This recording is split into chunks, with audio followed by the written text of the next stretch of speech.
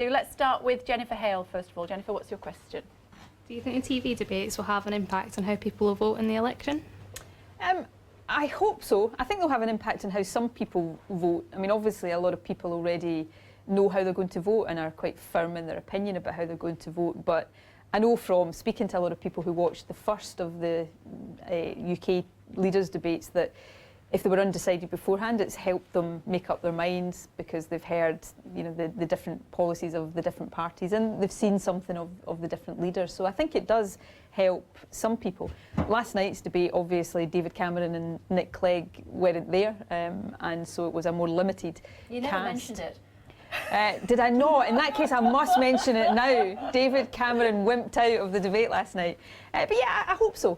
People these days, I think, probably get their information in lots of different ways. So Twitter and Facebook and, you know, other online sources as well as... And Periscope. Kay has just introduced me to Periscope, which looks fantastic. So people get their information and form their opinions in all sorts of different ways now, but hopefully the TV debates have played a part in that. Happy? Thomas? If opinion polls stay the same as they are just now and the SNP return a large amount of seats, how much influence will you, as an MSP, have over the elected Westminster MPs?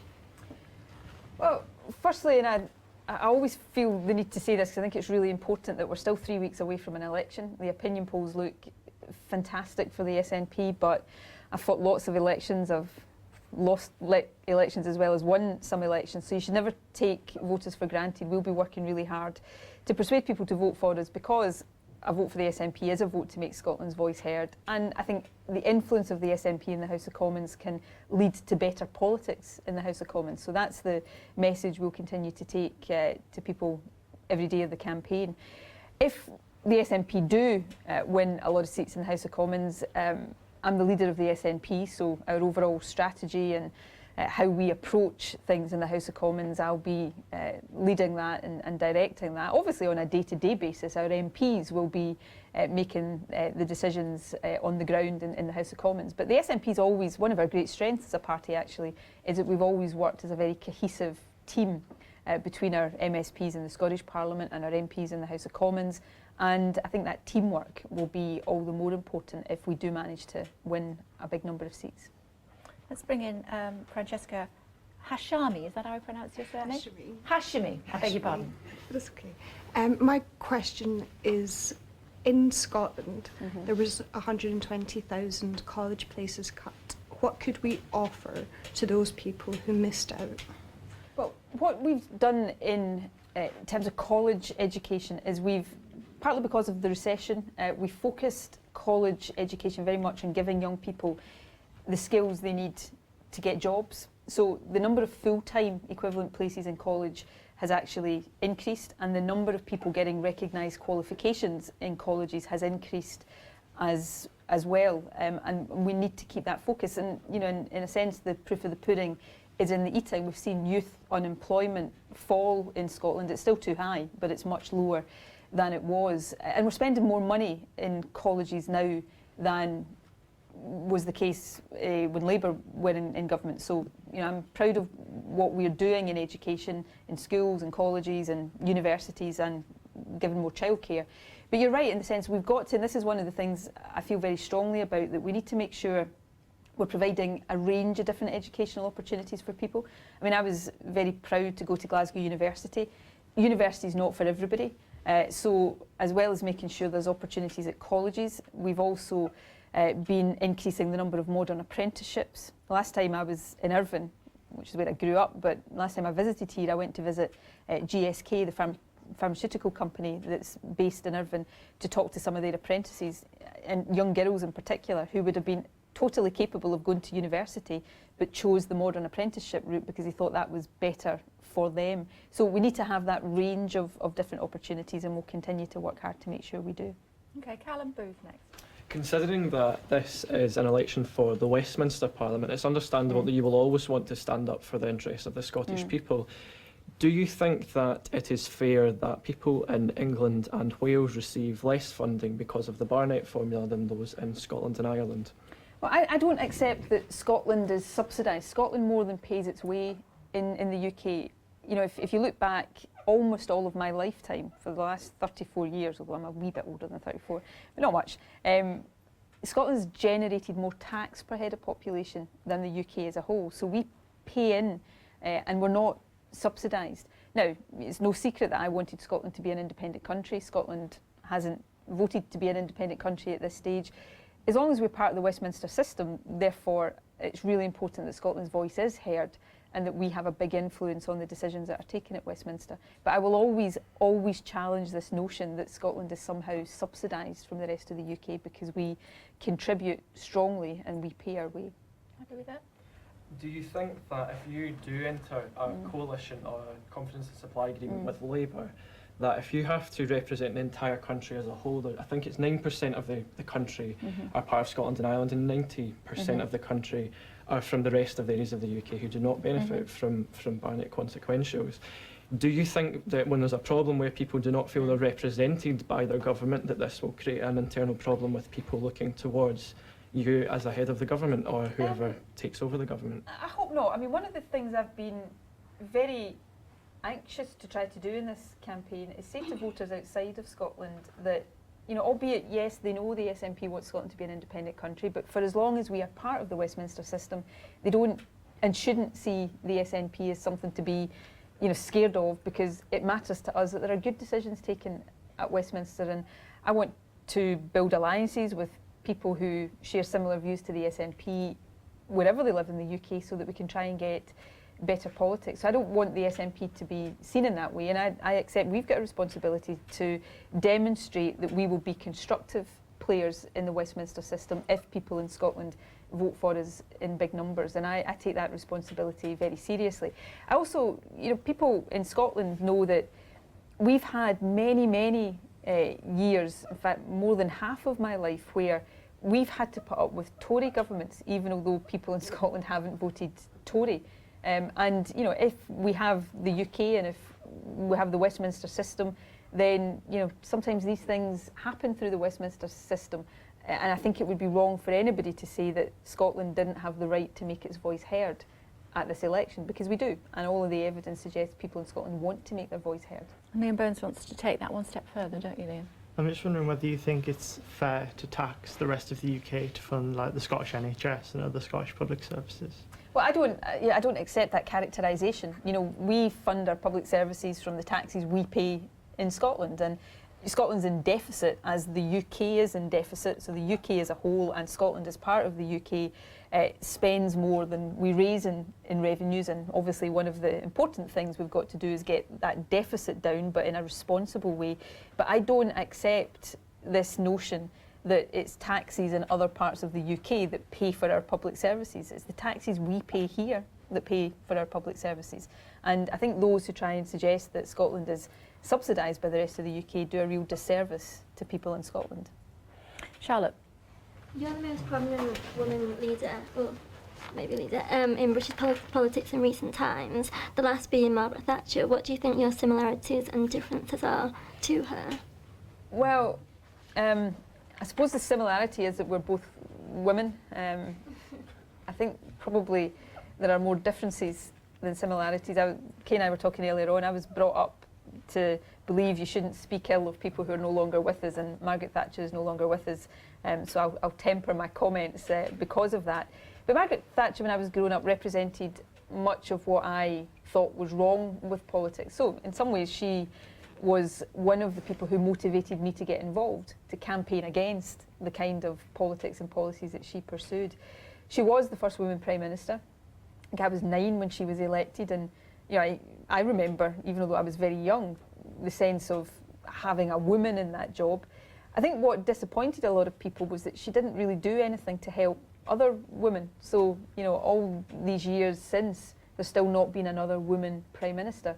And I would hope, although I have to be judged on what I do, not what I say, I would hope one of the big differences between me as the first woman First Minister and Margaret Thatcher as the first woman Prime Minister is that I will try to use the position I've got now to help other women, not just in politics, but in every walk of life, so that we can, in the not too distant future, genuinely say that we've got equal rights for women. If you're good enough and you work hard enough there shouldn't be a glass ceiling holding you back. And it really is one of the things that's very important to me, is to use my position to advance opportunity for other women.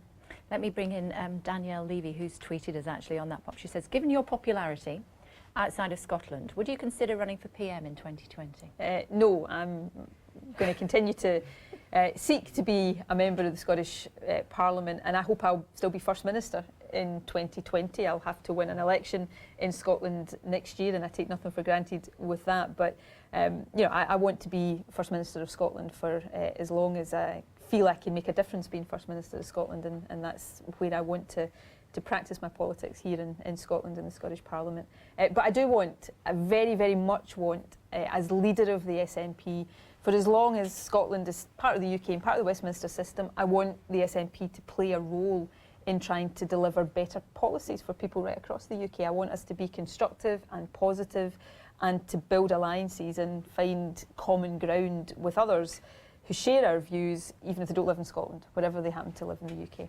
Andrew Reid. Okay, during the referendum, did the SNP have a plan in place if Scotland as an independent country were not immediately accepted into the EU or rejected from the EU, given the impact that would have had on trade and the economy as a whole? No, because in my view there was never ever any doubt that Scotland would be part of the European Union, a continuing part of the European Union. Even if there was a delay, like even 5 years, we weren't allowed in. I never, and you know, we looked at these things in depth very carefully. I don't think there was ever any risk of that happening for Scotland. I mean, the European Union is an institution that from almost the day and hour that it was established has existed to expand itself.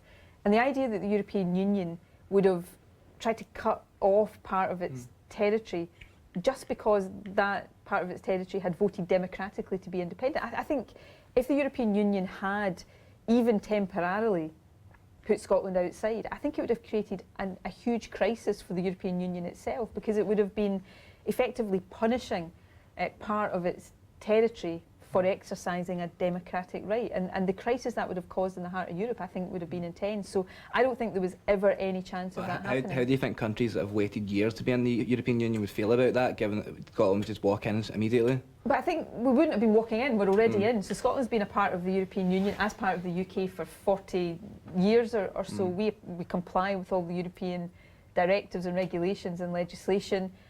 You know, we are compliant with all of the rules and regulations of the European Union. Countries coming in, the reason it takes so long is because they've got to demonstrate that they do comply with all of that.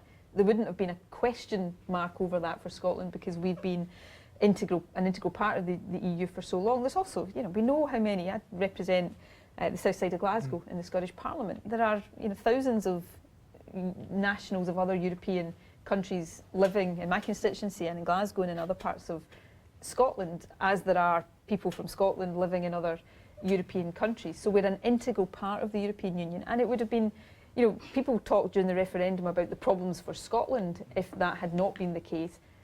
The problems for the rest of the European Union would have been significant. So it was, you know, it was one of the scare stories we had in the referendum, one of many scare stories, but one of the ones that I think was more ridiculous even than any of the other ones. Callum Booth. Obviously, austerity can cause problems for some people, and you have a lot of plans to make some small and minor spending increases. How will you be able to fund these, and where will your spending increases be? Well, what we're putting forward in this campaign is an alternative to the continued austerity spending cuts that the Tories want to introduce and Labour and the Liberal Democrats are signed up to. What effectively we're saying is that we take a slightly slower pace to eliminating the deficit.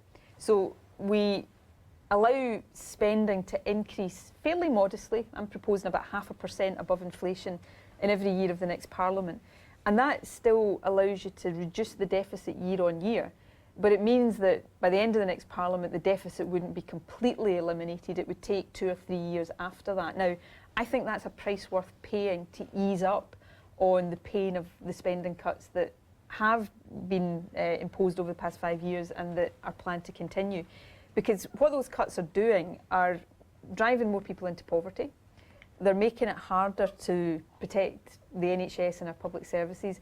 And they're actually, and this is the biggest irony of the Tory austerity policy here, they're actually holding back the growth in our economy. George Osborne missed all of his own fiscal targets because he constrained economic growth. So if you invest a bit more in infrastructure and skills and innovation, the things that get your economy growing, ironically, you'll reduce the deficit faster because you'll have a faster growing economy with more people paying taxes. So that's what I'm proposing, a slightly slower path of deficit reduction in order that we can start investing again in the things that really matter. How exactly will you pay for these? Though the Labour Party and UKIP have already been able to lock in that they will be able to provide all the funding for their policies. Can you do this today? Well, we're proposing a slower reduction in borrowing.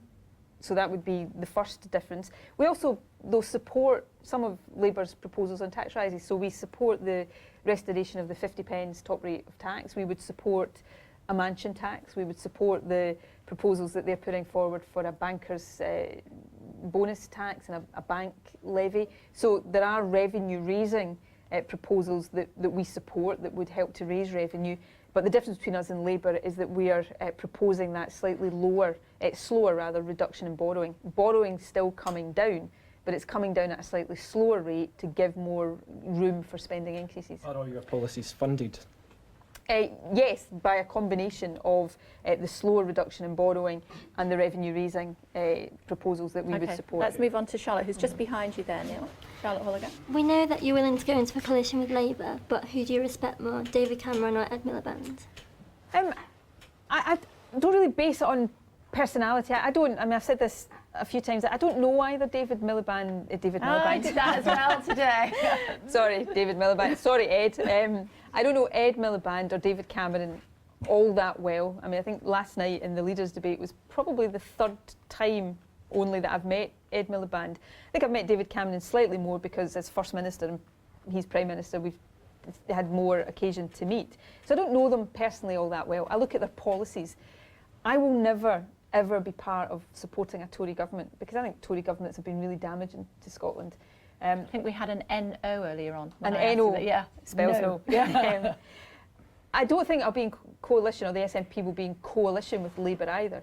Formal coalition's never really been something that I thought likely. Would we support Labour on an issue-by-issue basis? Yes, I've made it clear that we would. We would also, if there's more anti-Tory MPs than Tory MPs, we'd be prepared to vote to keep the Tories from ever getting back into government. So those are the kind of deals or arrangements, if you like, that I would be prepared to see the SNP do. But I'm very clear that the whole point of having SNP MPs is to make Scotland's voice heard, but also then to try to deliver real change. And the point I was making to Ed Miliband last night is that I want to get rid of the Tories, but I don't want then to see a Tory government replaced by a Tory-light government. I want to see the Tories replaced by something that's going to be better than the Tories and bolder and actually deliver progressive change for people. And that's the difference I think SNP MPs can make. We can push Ed Miliband and Labour to be a bit braver and bolder in what they're going to do. And one of the sticking points might be Thomas's next question. You've put Trident at the top of the agenda with any potential talks with political parties. Looking ahead from a British point of view with these talks, where else in the British Isles can you accommodate or house Trident? I don't want Trident to be accommodated or housed anywhere else. I'm opposed to nuclear weapons, so my position is not get Trident out of Scotland and put it somewhere else. My position is get Trident out, full stop. Whether or not a UK government wanted to put Trident somewhere else would be a matter for them, but I don't want us to have nuclear weapons. The decision that's coming up in the next Parliament, though, is about whether we renew the Trident missile system. And I take the view that, as well as my principled opposition to nuclear weapons, at a time, we've been sitting here, Callum and I, talking about austerity, at a time when, there's money is really tight and we're having to talk about whether we can afford to invest more in the NHS or in lifting kids out of poverty, the idea that we just kind of chuck £100 billion at a new system of nuclear weapons strikes me as totally the wrong priorities. So SNP MPs will argue that we shouldn't renew Trident, and we'll seek to build alliances in the House of Commons that can prevent the renewal of Trident. But at the moment we have Trident, so even if you have to get rid of Trident or put it somewhere else, with the Trident we have, what happens with it? How do you dispose of it? Or where else can you put it? You're not going to get me to say put Trident somewhere else. I want Trident to be decommissioned. I don't want it to go somewhere else. I don't want any other community to have Trident. I'm opposed to nuclear weapons. But Thomas is saying it will take some time. Of course it will, and I've always accepted that. But the key decision point in the next Parliament is, do we renew Trident? So if you decide not to renew Trident, then you then are in a period where Trident will, over a period of years, cease to be there. If you renew Trident, you're effectively signing up to a whole new generation of nuclear weapons, and that's the point of decision we'll face in the next Parliament, and the SNP will vote against that. If it does get renewed, will that be at Faslane in Scotland? Well, if the UK government is deciding that, then I'm pretty sure their plan will be to put it at Faslane. I don't want the whole Trident debate to be about Faslane versus another part of the UK. I want us not to renew Trident, full stop. Incidentally, I argued, and we argued during the referendum, if Scotland had become an independent country, Faslane as a base would have been kept open as a conventional naval base. It's not Faslane, the facility, I want to see go. It's the Trident nuclear weapons I want to see go. That brings us nicely on to another question from Twitter. As far as the Greens are concerned, obviously they would agree with you in that aspect. But Michael Adams on Twitter says, why is the SNP so close to the Greens, whose policies are an anathema to Scotland's greatest resource, i.e. North Sea on?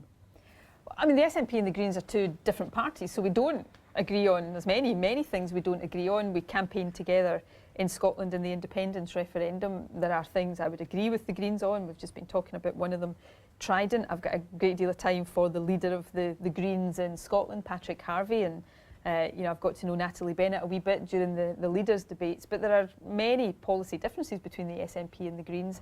We think making sure that we maximise the resource we've got in the North Sea responsibly is important. They would take a different view of that.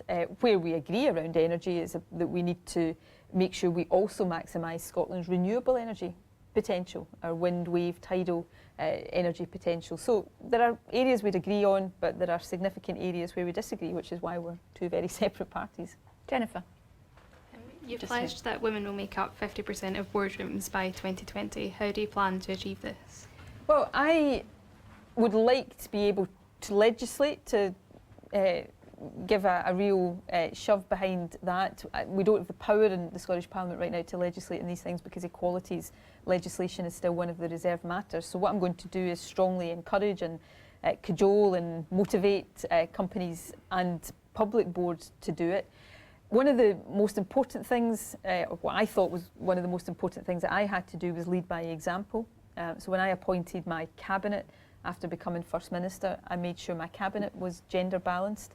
I think it's pretty shocking actually, so I'm told, only 3 countries in the developed world that have gender balanced cabinets. That's a pretty poor show, but I'm proud Scotland's one of them. Interestingly, I got letters and emails after I did that, with people asking me how I knew that all of the women in my cabinet were there on merit. Nobody asked me how I knew all the men in my cabinet were there on merit. But of course everybody in my cabinet is there on merit. Women are more than 50% of the population. When we should question merit is when we see organisations that are not gender balanced, because, given that women are 50% of the population, that's when we should say, is everybody there really there on merit?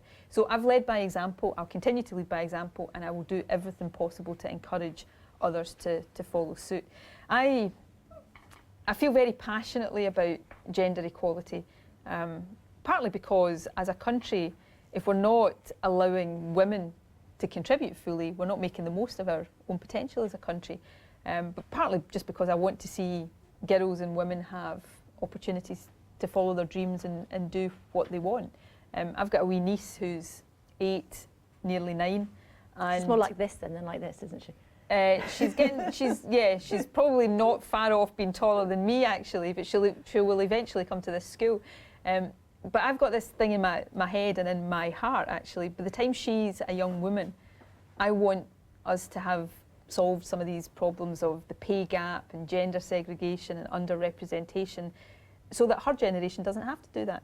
These battles can be won, and I think we are now at a stage where we can win these battles. I can play a part in that. I can't do it all on my own, But if we really make a concerted effort, then for her generation, we can win these battles, and she can grow up, you know, never doubting the fact that she can be anything she wants to be if she's good enough and works hard enough. Here, Francesca.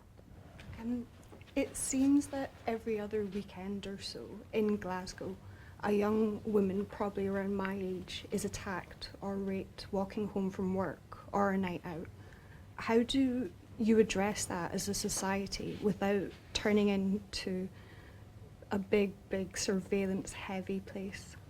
It's a really important question, Francesca. It's also a really timely question, obviously, given the horrendous events in Glasgow over the past We need to be a bit careful with that, week. Obviously. But anyway, you know, my thoughts and everybody's thoughts are with the family of that young woman just now. But your question is, how do we make women safe in the streets? And I think the first thing we should do is to say that women generally are safe walking the streets of Glasgow or any other city. Most, and this is a shocking thing to say as well. I would have agreed with you up until the last few months. Yeah, okay. I'm from Glasgow, Yeah. and I've a lot of my friends Yeah. my age as well. We're now not feeling the Yeah. way that we used to. I'm not trying to disagree with you. I'm going to come on and try and address your question. What I was going to say though was, it is still the case, and this in itself is shocking and has to be addressed, that most women who are attacked will be attacked by somebody in their own home, somebody they know, rather than by somebody random, unknown to them in the street. So I don't say that to disagree with you, just to put it into context. I live in Glasgow as well, so you know, I've spoken to young women who would say exactly what you've said, that whether it's real or whether it's a perception, there is less of a confidence about walking the streets, and we need to deal with that. We need to do that through police presence on the streets. We need to do it through, I guess, you know, solidarity and being very, very clear as women that we're not going to allow ourselves to be, you know, unsafe on the streets. We've got to tackle every single, in every area of society, the idea that violence of any form against women is acceptable. It's unacceptable in whatever form it takes. And we've got to make sure we're supporting the efforts and the agencies and the organisations that work to help that. There's no one single answer. If I could sit here and give you the one single magic bullet answer, believe me, I would do it. You know, I went to university in Glasgow. I've lived in Glasgow now since I was 18 years old. And when I was at university, you know, I walked about the streets of Glasgow on my own at night. My mother used to go, in fact, if she's listening to this, she will go mad hearing me say that. And felt totally safe. I've always felt safe in Glasgow, and I do not want any young woman now not feeling safe on the streets of the city that I'm, you know, so proud is home. Well, there isn't a magic answer that you can give to this, but I feel like the pragmatic answer is a police presence, and the worst thing that I think that could happen is this perverse effect of people in Glasgow feeling less safe because the police are patrolling quite, you know, vehemently. Well, there's got to be a balance in these things. A police presence, a visible police presence, makes people feel safer. You don't want the police to be intrusive in all of that, so you've got to get that balance right. But we absolutely, as a city, have to say very clearly that we want the streets of our city to be safe for women and for everybody. You know, last summer we had the most wonderful experience in Glasgow with the Commonwealth Games, where we had folk from all over the world. Glasgow is a friendly city. It is, by international standards, a safe city. But you know, there's no point me sitting here and saying that if young women like you don't feel safe. So if that's what you're saying to me, I take that very seriously. And we have to make sure that we are doing what needs to be done to make young women feel safe in what I think is one of the best cities in the world. We've got another couple of questions. Andrew first. Okay. I'm from a small town called Winwood, which in 2011 suffered the indignity of being called the official worst town in Scotland. But since then, it's thanks to the work of local volunteers and local volunteer groups such as Limerick Community Development Trust, it's began to thrive. However, such groups rely heavily upon local government for funding which is at threat from cuts from both Holyrood and Westminster. So how can the SNP justify such cuts if they're said to believe in the third sector and the voluntary sector as a We're whole? just going to have to take Liam's question at the same time. Where is Liam? Liam, you've got one more question, haven't you? Because we're slightly running out of time. Sure. So I just want to ask, do you think that an SNP being part of any coalition would be beneficial in any way to the rest of the UK after May. Okay, well, let me take both those questions. Firstly, I think Linwood's a great place, firstly, and I also think the work that community development trusts do is really valuable and important. There's community development trusts in my own constituency, so I know how important they can be. And what I'm about to say is not me making excuses, so don't hear it that way, but you've put your finger on one of the key reasons why I want to have an alternative to further austerity cuts. We're in the position in Scotland where the budget the Scottish Parliament has to spend is determined by Westminster. And if they're carrying on with cuts, our budget gets cut as part of that process.